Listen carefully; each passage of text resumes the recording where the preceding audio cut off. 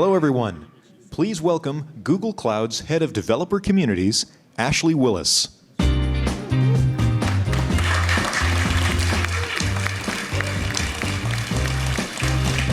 Hello, everyone. Thank you for being here. Thank you for being here for as long as you have. I'm sure you were like, I'm ready to go.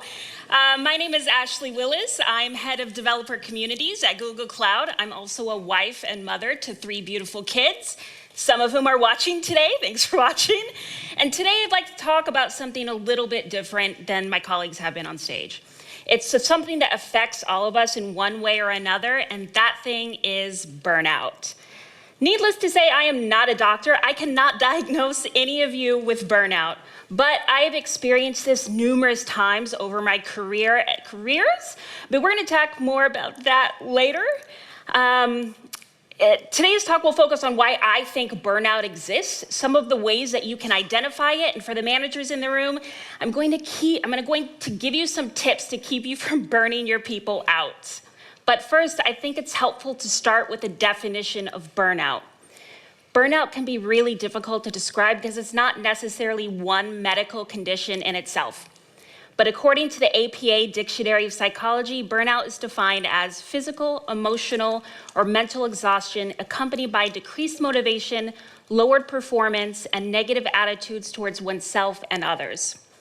Is any of this starting to sound a little bit too familiar? Yes? Good. So be honest, this is a very safe space. This is a small room. How many of you have experienced burnout? Yes. The good and bad news is that you are not alone. Employee well-being is a new workplace imperative, and we are hearing our managers talk a lot about employee morale, what can we do for people, and the term quiet quitting is kind of setting the internet on fire. So a recent Gallup study cited that about 74% of workers have experienced burnout on the job, and 40% said that they experienced it specifically during the pandemic. And I don't know about you, but I found those numbers to be shocking. And because it's so hard to recover from burnout, people will sometimes leave entire industries trying to escape it. For example, I used to be a commercial photographer, a software engineer, and as you may have noticed by my slides, I was also a graphic designer, or still am. An Ashley of all trades, if you will. So I ran a consulting business for about 10 years. My business was actually doing well, it was thriving, but I had burnt out so bad that I decided to do something completely new, learn a completely new skill in my 30s, and then I entered the corporate world again, and here I am. So why are we like this? I think that there are a few things that factor into burnout, but the one that I'd like to talk about today is status.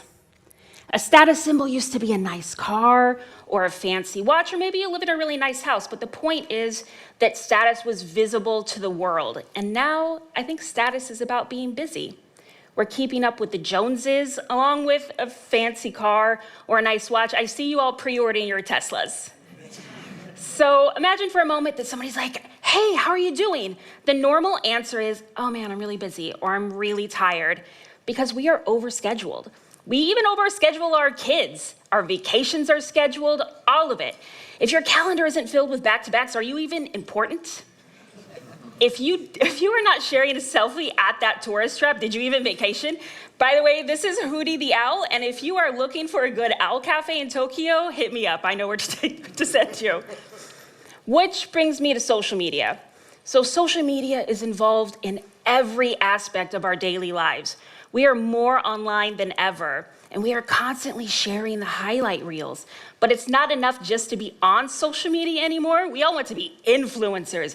We want all of the likes and all of the engagement. We really need that attention. And so we're trying to keep up with our peers, and we've prioritized this public perception over our own mental health. And through social psychology, we actually know that this negatively increases the frequency of our own self-evaluation of our appearance, our health, and even our jobs. I like to say that every like equals 1 serotonin, and that might not be too far from the truth, because my little heart flutters every time I see a notification. I'm like, yes, more likes. So it's kind of like that 1985 Oscar speech from Sally Fields where she's like, you like me, you really like me. So that's normal though. We require connection. And in fact, connection is known to reduce anxiety, stress, and depression.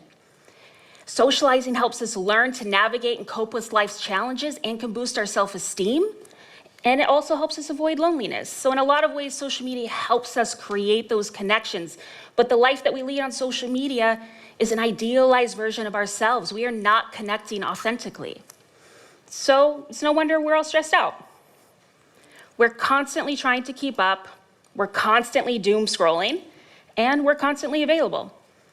If I don't answer that call or that text, will they think I'm lazy or unreliable? What if they reach out to somebody instead? How can I be the hero in this situation? Which leads to what I like to call the hero syndrome. The addiction to being a hero is no different than any other addiction. As a hero, you spend most of the time trying to save the day and not enough time sharing knowledge with other people. That lack of knowledge transfer can cause many single points of failure across your business, also known as the Lotto Factor. Take Jane, for example, who works as a software engineer at a fast-growing startup. If Jane wins the Lotto tomorrow, she is not coming to work. So who can pick up Jane's workload when she doesn't show up? Because no matter hardworking or heroic Jane might be, she will ultimately burn herself out. Nobody can keep up that pace forever. So do not be a hero is the lesson you should learn from that. So how long do you think it takes to recover from burnout? A month? 6 weeks? All of you are wrong. The answer is going to surprise you because it surprised me. On average, it takes 2 years to recover from burnout. That's right. Which makes sense because it probably took you just as long to get there in the first place. Burnout does not happen over a single project. It's caused by repetitive stress and lack of work-life balance over several years. The trouble is that by the time you feel like you're burnt out, you're probably already there, and that's why taking your vacation does not always help. Vacation should be proactive instead of reactive. So now that we've talked about some of the reasons why I think burnout exists, let's talk about what the burnout cycle looks like. There are 7 phases here, and I'm going to take you through those now. So phase 1 is the honeymoon phase. I am really excited about this. I'm happy, I'm committed, I'm energetic. And this is especially true when we've started a new job. We're solving hard problems and we have this compulsion to prove ourselves. That's normal. Your productivity levels are at an all-time high. It's great. Phase 2 is the onset of stress. This phase begins with an awareness that some days are more difficult than others, and you find that you're just not as optimistic as you once were. You're more tired than normal, like sleepy all day and then up all night thinking about work. Does that sound familiar to anyone? Yes? Phase 3 is neglecting yourself. By this point, some people are postponing self-care just to get the job done, and nobody likes pepperoni on their keyboard. Maybe you're ordering takeout because you don't have enough time to cook a healthy meal. I spend way too much money on DoorDash. Or maybe you're just dunking your kids' dino nuggets in ketchup and sadness. Another example might be you canceling plans because you just cannot enjoy a night out with that looming workload. It's terrible. Maybe you're engaging in really unhealthy coping mechanisms like drinking too much just to get your mind to stop racing. Phase 4 is interpersonal problems at home and at work. And that's my kid, who I'm completely ignoring. And so is your family checking in a lot? Is the vibe just generally off? There's a tension and you can't really put your finger on it, but work is really stressful, and that's starting to bleed into your home life. You're snapping at your kids, you're canceling plans, the things that you used to love just aren't as much fun anymore. Does it sound a little bit like depression? That's probably because burnout is often diagnosed as depression. When we reach this phase, we're just not present anymore. And I don't know about you, but I feel like a bad partner, a bad coworker, a bad parent. It feels like I'm feeling everyone, so why bother trying? Phase 5 is reduced performance and cognitive problems. That's right. That's me just scrolling through TikTok. So burnout and chronic stress is actually known to interfere with your ability to pay attention and concentrate. Distracted breaks become much longer, and you just can't seem to concentrate no matter how hard you try. And when we're stressed, our attention narrows and even small tasks become a huge burden. So there I am again, spending my afternoon on TikTok because I know I have a lot of work to do, I just don't know how to do it. So phase 6, I cannot get excited about work anymore. By this point, I'm done, I'm 3 cups of coffee in, we're done. But now I'm feeling a little bit cynical about my working conditions and even my coworkers. I can't seem to get ahead no matter how hard I try, and the workload is so big that I don't even know how to ask for help at this point. Phase 7 is physical symptoms.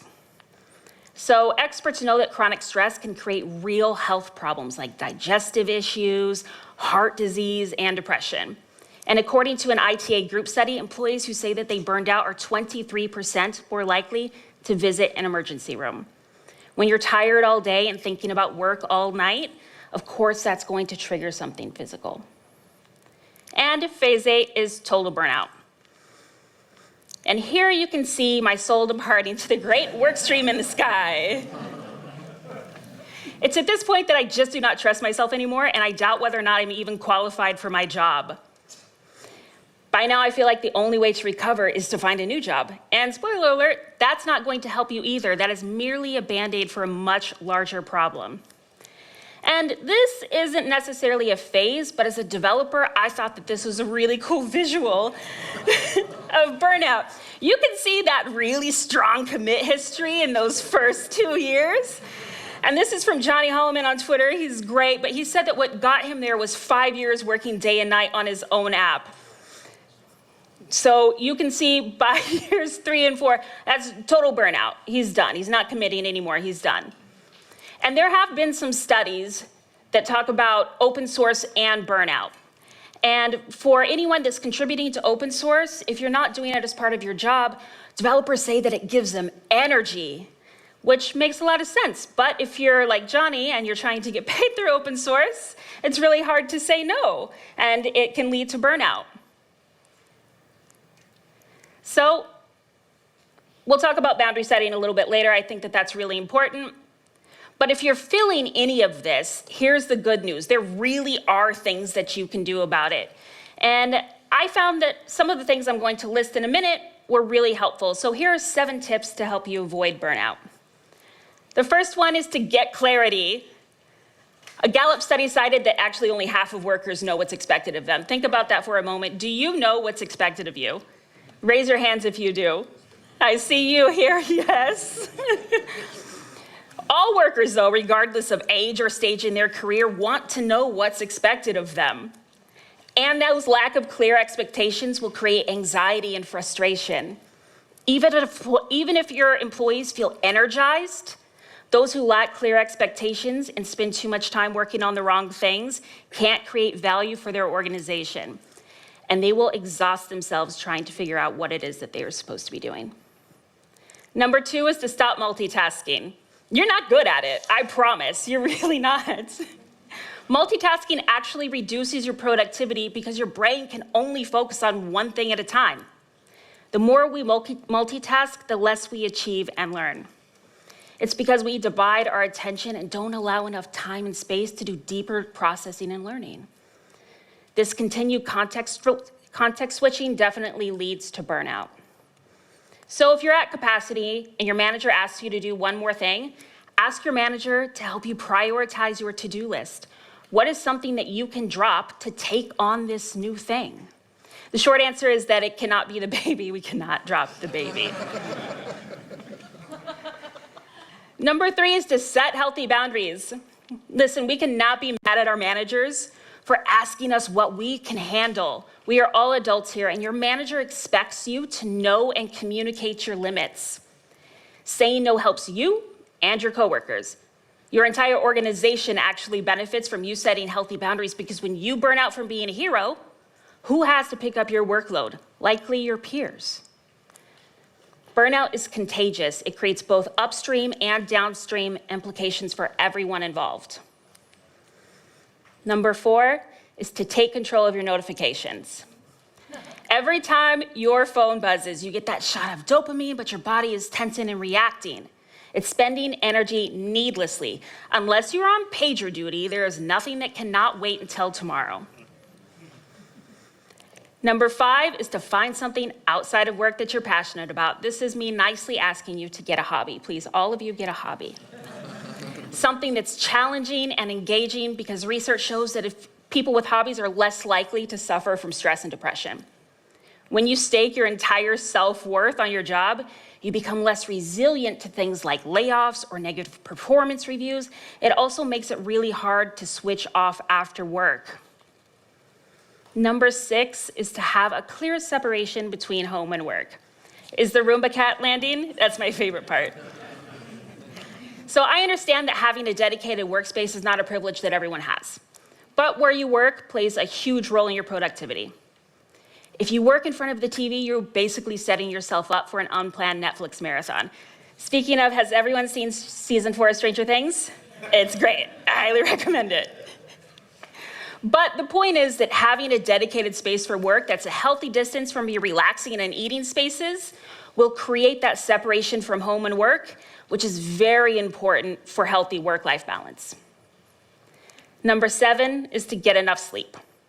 Sleep deprivation and burnout actually go hand in hand. In fact, the National Sleep Foundation says that sleeping less than 6 hours a night is one of the best predictors of on-the-job burnout. Most of us have an awareness that sleeping better will help us perform better at work, but a lot of us have a hard time putting that into practice. And you're not alone, because the National Sleep Foundation did a poll in 2018 that showed only 10% of American adults actually prioritize their sleep. And I have also found that 0% of children prioritize their parents' sleep. So you might as well get it while you can. So now that I've given you some tips to help you identify and avoid burnout as an individual, I'd like to dedicate some time to helping the managers in the room. This is arguably the most important section of my presentation, because I believe that poor management is directly responsible for burnout.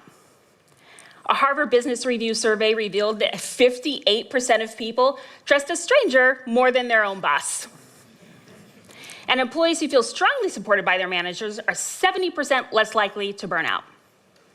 So here are some tips for you managers. Be clear about your expectations. I made this comic as a joke, but you're in a one-on-one, and your manager's like, hey, what's the status of that thing? And you're like, I didn't even know about that thing. Those are the unspoken objectives. And I am totally nailing them, always. So how many of you here have experienced this? Yes, there are some hands that should be up, I know it. But as a manager, it is your job to remove this guesswork that creates anxiety. Make sure that you are communicating early and often. And repeat yourself until you're sick of hearing it, because the average person needs to hear something 7 times before they act on it. 7 times. Side note, this is also a great tip for when you need to get laundry or dishes done. Yeah, 7 times to your kids, for those of you. Okay. Number 2 is to help them understand their value. Why is meaning and purpose.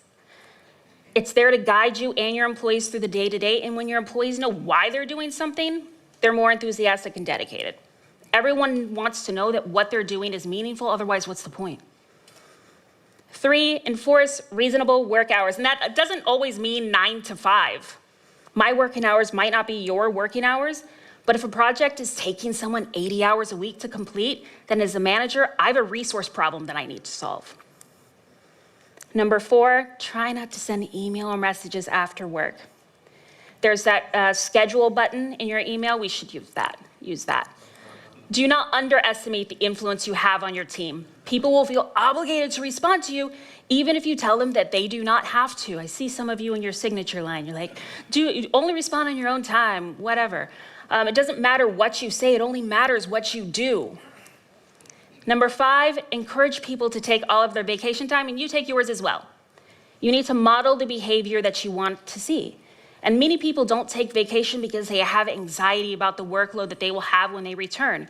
So as a manager, meet with your people and see what you can remove from their plate so that they can relax while they're out.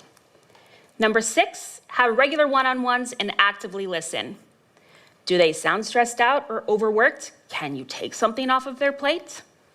If you're taking notes during the one-on-one, you are not actively listening. Remember what I said about multitasking? You're not good at it. So I suggest that you recap at the end by saying, what I heard was, and then repeat back what you heard and send an email recap after the meeting. Number 7, do not only recognize the big wins. We do this a lot. Our jobs are mainly a combination of small wins, and us managers have a tendency to only recognize the big ones. So people crave recognition. Show them that you appreciate them early and often, otherwise they're going to kill themselves trying to figure out how they're supposed to gain your approval. And you will unintentionally create a bunch of competing heroes. So this next section is Q&A. I've done this talk a couple of times, and I have 3 questions here that I get asked the most. The first one is, I heard you say that it can take 2 years to recover from burnout, but I don't have 2 years. So I did consult a professional about this talk in general, but specifically this question. And my friend Lindsay Paoli is a licensed therapist and founder of the Mind Fundamentals. And she says that we often believe that this is an all or nothing thing, and it's not. If you start incorporating small things like movement, intention, deep connections, fresh air, go touch some grass, you'll start to see results. So she suggests you start layering these things into your day every single day while mindfully knowing why you're doing it. Like, hey, I'm feeling burnt out. These are the things I'm doing very intentionally. And then you will start to see results towards recovery. Question 2 is, I have a friend who's burnt out. How do I help them? We have a tendency to want to solve our friends' problems. Don't do that. Just listen. If they've never heard of burnout before, maybe you can forward them some articles and then suggest that they talk to a professional, or maybe send them this talk. Number 3 is, how do I restore work-life balance? Remember when I said you need to hear something 7 times, so this is number 2. Back to question number 1. Go outside, touch grass, move your body, talk to your friends, stop canceling your plans, figure out who on your team can help you with your workload, have an honest conversation with your manager. Your manager really does want you to succeed. Something that I did, though, was I turned my entire garage into a maker space. I like to build things, so I put a 3D printer out there. I have a glow forge. I have all of my soldering stuff, and these are some of the things that I've done recently. It's a lot of fun. Highly recommend hacking on things. I'm going to add some lights to something here.